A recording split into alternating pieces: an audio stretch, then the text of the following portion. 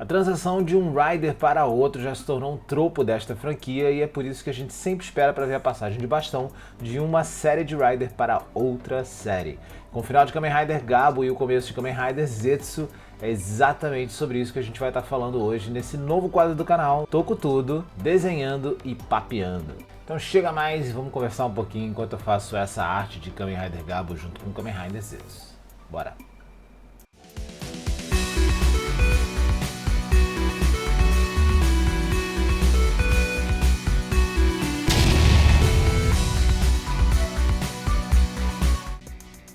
Kamen Rider Gabo chegou ao fim com seu último episódio e eu acho que esse foi um desfecho excelente para uma série que foi uma série maravilhosa, não é não?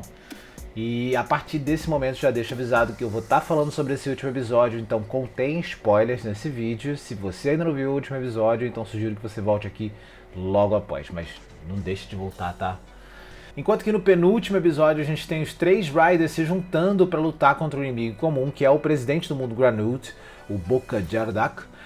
Nesse episódio final a gente já tem cada um deles seguindo seus próprios objetivos, né? E Urakia é o primeiro dos três que a gente vê que está ali naquele mundo de interseção entre o mundo dos humanos e o mundo dos Granutes, dando cabo das portas e das conexões que existem para que nenhum monstro, né, nenhum Granute invada o mundo dos humanos e cause os males que os monstros da Storm King causavam aos humanos, né? Inclusive ele mesmo se inclui um pouco nisso, porque a gente vê uma conversa muito franca dele com a Satika no penúltimo episódio, onde ele mostra um pouco da culpa que ele sente pelas coisas que ele fez.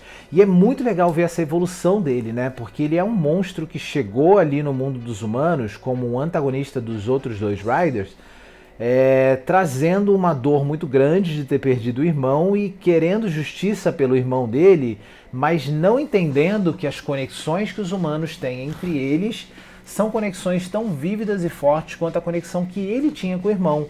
E uma vez que ele começa a lidar com o Shoma, que é um meio humano, mas que tem muito dos humanos em si, e mais pra frente, quando ele começa a entender o Hanto e começa a se dar bem com o Hanto, com a Satika, ele vai vendo mesmo que esses laços entre os humanos são tão fortes quanto o laço que ele tinha com o irmão dele. Portanto, ele começa a entender que, apesar da casca diferente dos Granutes e dos humanos, ambos seres têm muitas coisas em comum.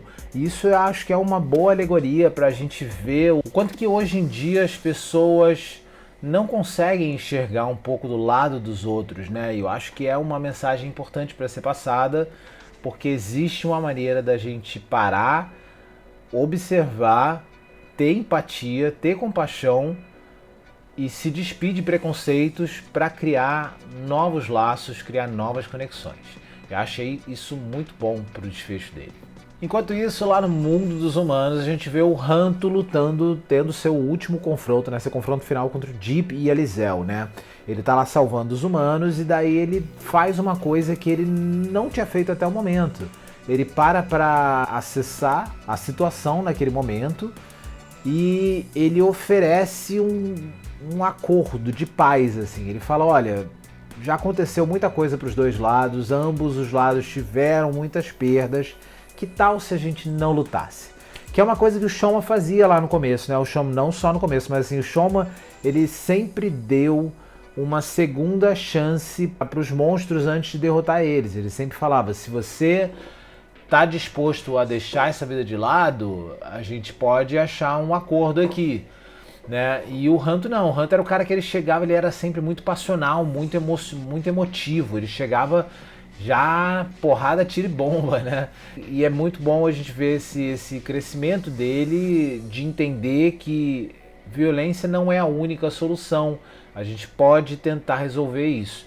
Aliás, não só isso, né? Mas de fato o Deep e a própria Lizel não aceitam o acordo, então eles de fato lutam contra o Hanto, e o Hanto a gente vê que ele realmente conseguiu evoluir muito de força também, né? Ele se tornou um rider muito mais confiável, muito mais forte e muito mais benevolente também, porque ele derrota o Deep, mas ele decide poupar a Lizel porque vê que ela tá ali num luto muito grande por ter perdido o pai e perdido o companheiro, né? E ele prefere não acabar, embora ele veja a Lizel ali naquele momento de fraqueza, ele não usa esse momento de fraqueza para acabar com ela.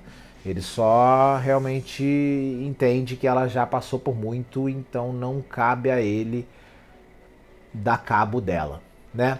E isso também é uma evolução muito legal. E o Shoma, nesse confronto final com o irmão dele, o Lango, ele tenta claramente fazer, numa conversa ainda, o Lango entender que eles dois são ainda muito parecidos, né? E que esse confronto não deveria acontecer, mas o Lango não consegue ver nem um pouco disso. Ele está completamente cego pela ganância e pelo ódio que ele tem pelo irmão, por ter tomado, pelo Gabo ter tomado meio que o espaço que ele teria ali, né?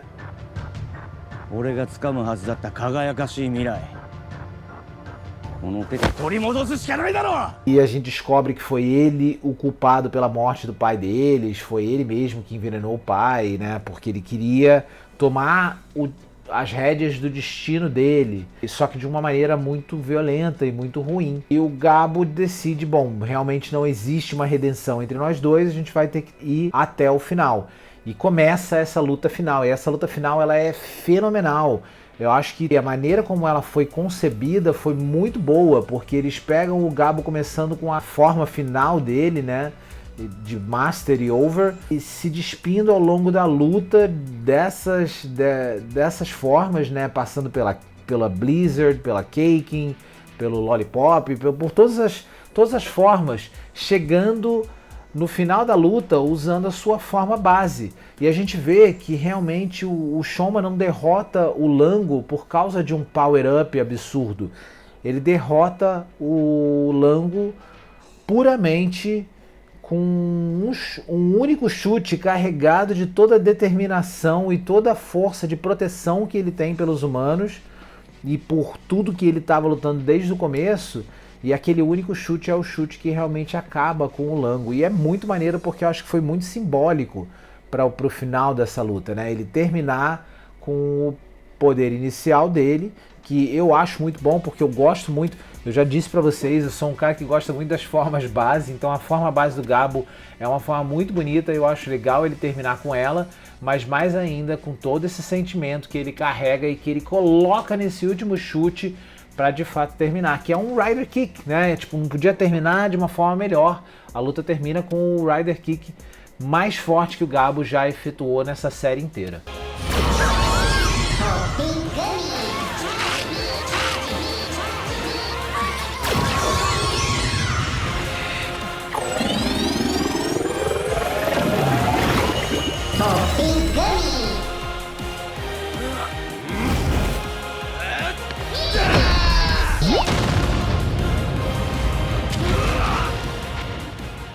E depois de todas essas lutas fenomenais, a gente dá um pulinho pro futuro e a gente vê o Shoma exercendo sua criatividade com a confeitaria, né? Criando doces ali para poder dar um pouco pra Sática, dar um pouco pro tio dele para provarem e tudo mais, né?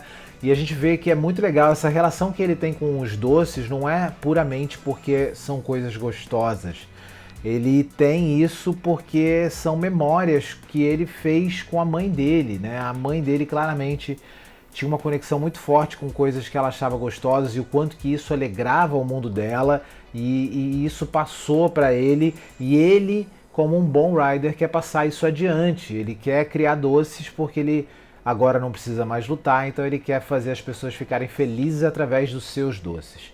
E tudo isso tem um sentimento assim muito gostoso, assim, de um rider que é extremamente bondoso e que quer trazer felicidade para as pessoas, para além das lutas dele, né? Ele não quer só defender, ele também quer que as pessoas sejam felizes.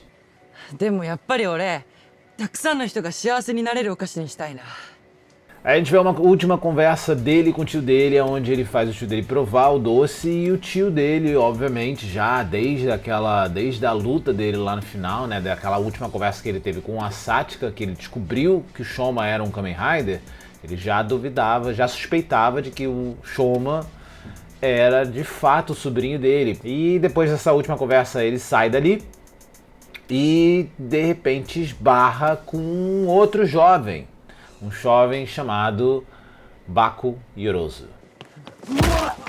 ごめんなさい。大丈夫です。落としましたよ。はい。ありがとう。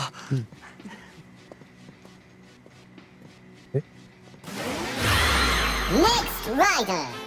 知らない子だ。 E é aí que entra a tal passagem de bastão.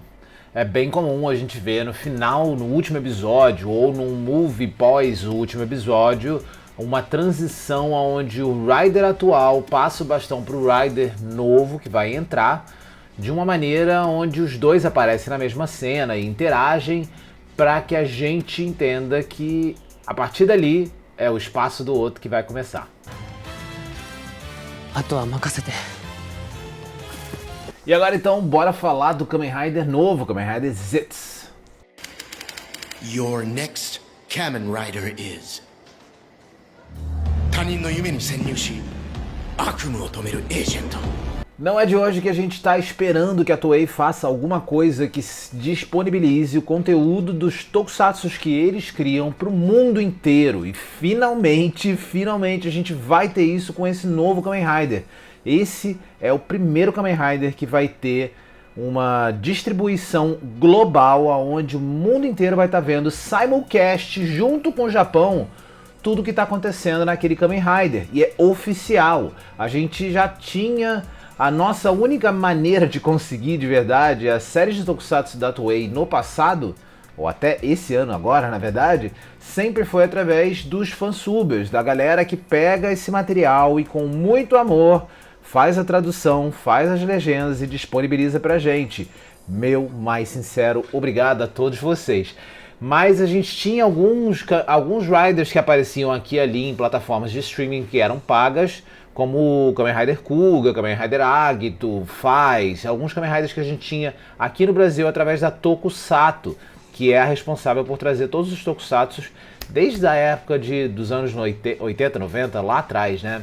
E agora, falando de passagem de bastão, a gente tem o Vitor Sato, que é o filho do Sr. Sato, que foi passada o bastão para ele, e ele que está começando esse novo ciclo na Tokusato, e eu tô extremamente feliz com o que ele está fazendo, né, com o que a Tokusato está fazendo de trazer esse Kamen Rider para nós. A gente teve o anúncio essa semana e isso foi fenomenal, porque a gente sabe que a gente vai ter agora todo sábado um episódio novo, oficialmente no canal de YouTube deles, para poder ver com toda a pompa.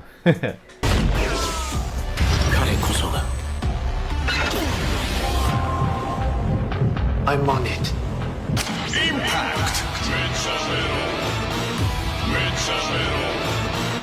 Henshin! Kamen Rider Zetsu. Então o que a gente sabe sobre esse novo Kamen Rider? A gente sabe que ele vai ser o primeiro simulcast para o mundo inteiro, e o Brasil felizmente está incluso nessa jogada aí. A gente sabe que a Tokusato avisou pra gente que vai ter dublagem. Essa é uma notícia fenomenal, porque a gente sabe do alcance que uma série dublada de Tokusatsu tem, né? Tipo, agora a gente sabe que, por exemplo, a gente pode chamar os nossos filhos para ver Kamen Rider Zetsu com a gente, né? Inclusive eu já falei pro meu, e ele se mostrou interessado, né? E eu fico pensando como teria sido legal compartilhar esse tipo de coisa com meu pai quando eu era criança, né? Meu pai não era fã de Tokusatsu, não era fã de animes, não era uma pessoa que gostava dessas coisas. Então eu não tive essa coisa com meu pai, mas o meu filho tem, né? A gente tá vendo Haikyuu, a gente viu Pokémon juntos, e a gente tem umas memórias disso aí, do que a gente compartilhou, que vão definitivamente ser carregadas pro resto da vida dele. Então agora, Kamen Rider Zetsu chegando dublado, a gente tem essa chance também com o Kamen Rider, que é a minha franquia do coração, junto com o Cavaleiro Zodíaco. Code Number 7 Mission 遂行する Essa vai ser uma história onde o personagem Baku Yorozu, ele tem sonhos lúcidos. Na vida real ele é uma pessoa meio que normal e estabanada, mas dentro dos sonhos dele, já que ele controla os sonhos, ele consegue se tornar um Kamen Rider. E os monstros da vez, que se chamam Nightmares, são baseados obviamente nos pesadelos das pessoas, e ele consegue lutar contra esses Nightmares dentro do sonho para poder proteger as pessoas, né? Tem uma trama assim meio de agente especial, pelo que eles falam, se basearam bastante em 007, em Missão Impossível, Ethan Hunt, né, o personagem principal de Missão Impossível. E eu acho que isso por si só dá muito espaço para poder desenvolver uma trama bem legal, com muita coisa, que aliás pode até trazer muitas homenagens a outros Riders. Essa é uma série onde Kamen Rider completa 55 anos, então ela com certeza deve trazer algumas homenagens à franquia dentro da história. E essa questão de aniversário também fica bem nítido assim no design do próprio Rider, né? O design do Kamen Rider Zetsu, ele é um design mais simplório, né? E a ideia, pelo que os produtores falaram, é de que eles queriam trazer um Rider que tivesse muita presença, mas que não mostrasse muito daquilo que a gente está acostumado, aquelas armaduras muito grandes, porque como é um Rider que está sendo passado mundialmente, eles querem que não gere uma estranheza muito grande da parte das pessoas que nunca viram a série, né? E ele também é uma forte homenagem ao primeiro Kamen Rider Ichigo, porque ele tem todo o esquema de cor muito parecido, ele realmente parece, se você colocar um do lado do outro, você vai ver que eles são Riders que parecem ser... parece ter saído da mesma panela, né? O Kamen Rider Zetsu, ele parece ser uma versão atual, mais moderna do que era o Kamen Rider Ichigo, o primeiro Kamen Rider lá de 1971, do Takeshi Hongo, né? E ele também tem uma modificação, umas formas que são bem simples e que lembram muito as mudanças de formas do Kamen Rider Kuga, que basicamente mudava de esquema de cor a cada transformação. Tinha um ou outro detalhe nas armaduras do Kamen Rider Kuga que mudavam de acordo com a cor que ele mudava e com a habilidade que ele queria usar, e a gente também tem isso no Kamen Rider Zetsu, né? A gente tem ele com a principal esquema de cor dele é aquele verde com vermelho, que são cores complementares e que fazem muito sentido, né? Tipo, em termos de estética e de teoria de cor.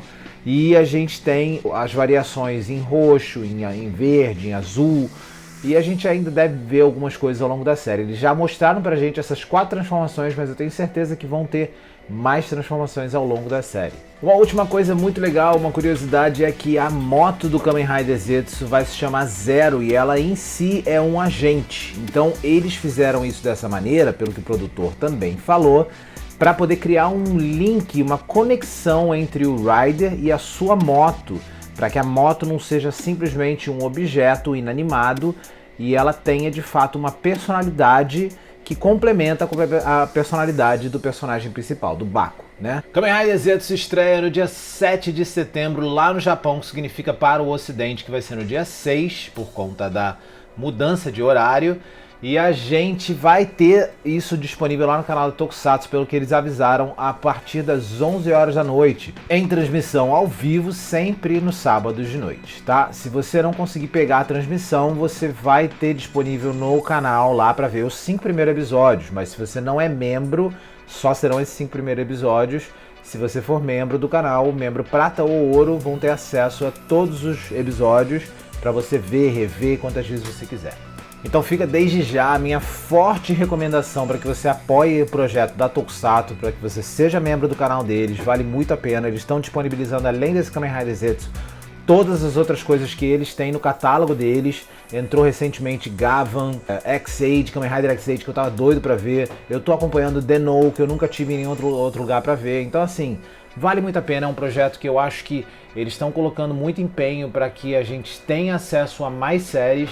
E se a gente apoiar, a gente com certeza vai ter cada vez mais coisa pra ver. Valeu? Galera, um beijo pra vocês, um beijo no coração de vocês. Se você ainda não é inscrito, se inscreva. Se você curtiu esse vídeo, deixa o seu like, deixa um comentário também, que sempre ajuda bastante. E na semana que vem a gente vai vir aí com um review do primeiro capítulo, primeiro episódio de Kamen Rider Zetsu, que eu vou estar fazendo os reviews semana a semana. Valeu? Até a próxima semana e tchau, tchau.